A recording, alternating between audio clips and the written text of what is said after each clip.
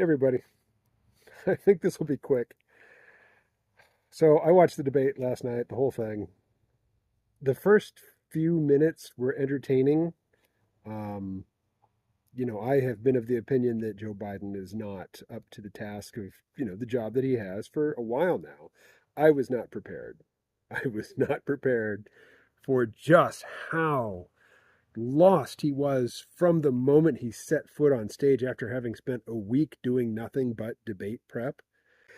Jessica Burbank, she pointed out that it sounded like Joe Biden had half memorized a bunch of different talking points and that he would just mash them together. Like he would try to recall them and he would get pieces of each and just jam them together in his answers. I mean, his answers just made no sense. He was rambling and lost his train of thought and just the weakness of his voice. Oh my goodness. And then I don't know if you saw it, this wasn't part of the official broadcast, but somebody just, caught it with their phone. Joe Biden had to be led off stage by his wife, and it was a very slow and halting and painful process just to get him down a flight of like three short steps. Oof.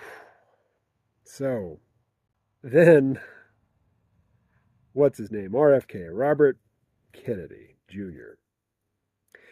Did his own sort of, parallel debate where he would respond to the same questions that Biden and Trump got from the debate moderators and answer them. And he was just so much more lucid and alive and focused on what's important, because Trump was alive, he was forceful, he had energy and dynamism, but he's just not focused on anything that I care about.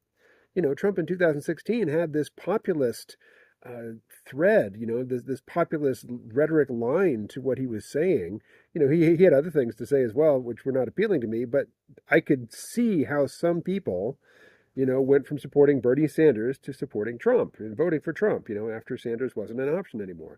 I can see that path. I can't see it now. I can't see any reason why somebody with like a progressive mindset or just, somebody whose primary interest is the material well-being of the American people who are not in the top 2 or 3%, of wealth holders or income earners.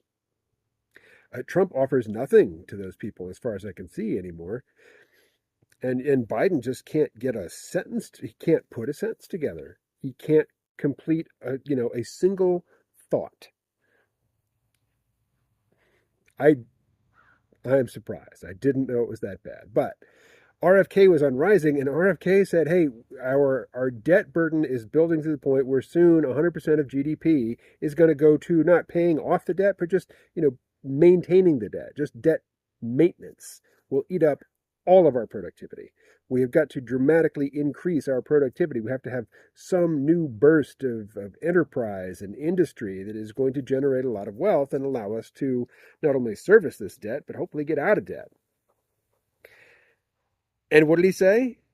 He mentioned AI and blockchain. I don't see blockchain scaling up to be anything that, it's going to pay off the national debt, but certainly AI. And I don't know if it was RFK or one of the hosts of Rising, but they said, yeah, neither of the other candidates mentioned that. That's because neither of the CNN moderators asked anything about artificial intelligence. And if you're following artificial intelligence, not even like to the degree that I do, but just even casually, if you just interact with the large language models like once every 6 months or so, and you see the dramatic increase in their intelligence and their adeptness, their ability to stay on topic and not make silly, out of context mistakes, things are moving fast. And if we're not already there, we're soon coming to a point where artificial intelligence will be engaging in recursive self-improvement. Like AI research will be largely conducted at the speed at which AI thinks. I can take an article that would take me an hour to read, and I can feed it to Claude and say, yes, summarize this and give me analysis, and it's read it in a second. And then in like 5 or 6 seconds, 10 at most, it has spit out a thorough, cogent, lucid, like succinct summary and astute analysis that I would say 99 out of 100 just people in the population couldn't match given a week, without cheating, basically. Now, you can argue that it's not human intelligence, and yeah, it's not human intelligence. But if you study philosophy of mind, I mean, one of the primary questions of philosophy of mind is intelligence something which is implementable in multiple mediums, and does it have to have the same abstract structure, or are there a variety of different styles of symbol manipulation or whatnot that give rise to intelligence behavior? And it would seem that the large language models right now, the frontier models, the really good ones like Claude 3.5 Sonnet, or Chat GPT 4.0, that yeah, they can't do some things that humans do, and that what that's demonstrating is that you can get really sophisticated behavior and intelligence from processes other than the ones that give rise to human intelligence. That there are a lot of different kinds of intelligence that are legit players, basically, and you don't have to do everything that humans do. And most likely, what we will discover, in the next decade, as AI really starts to come into its own, is that there are types of intelligence which come to be considered almost fundamental to the definition of intelligence, which humans don't possess. But that's a different topic. On the topic of Biden, Trump, the debates, and RFK, I don't like RFK because of his unconditional support of Israel, but it's the exact same unconditional support of Biden and Trump. So, all that cancels out.